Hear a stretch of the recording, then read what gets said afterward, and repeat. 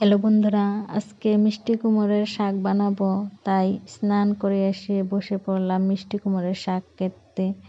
এই মিষ্টি কুমড়োর শাক খেতে খুবই ভালো, আর খেলে উপকারও হয়। তার জন্য প্রায়ই মিষ্টি কুমড়োর শাক বানাই আমি। এই দেখো, আমি মিষ্টি কুমড়োর শাকগুলো একটু একটু করে সবগুলো কেটে নিয়েছি।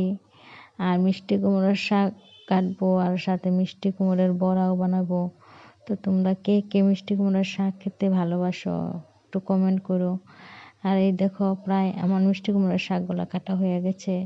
এখন এই যে মিষ্টি কুমড়োটা নিলাম, এটাও ভালো করে ছুলে নিচ্ছি। মিষ্টি কুমড়ো ছুলতে খুবই কষ্ট হয়, তাও ভালো করে ছুলে নিচ্ছি। আর এখন এটা ছুলা শেষ হয়ে গেছে, এখন চাক চাক করে এটা কাটবো। চাক চাক করে কেটে নিয়ে তারপরে এটাকে বড়া করব। এইভাবে মিষ্টি কুমড়োর বড়া খুবই ভালো হয় খেতে, বেসন দিয়েও খাওয়া যায়। কিন্তু আমি ভিডিও ভালো লাগলে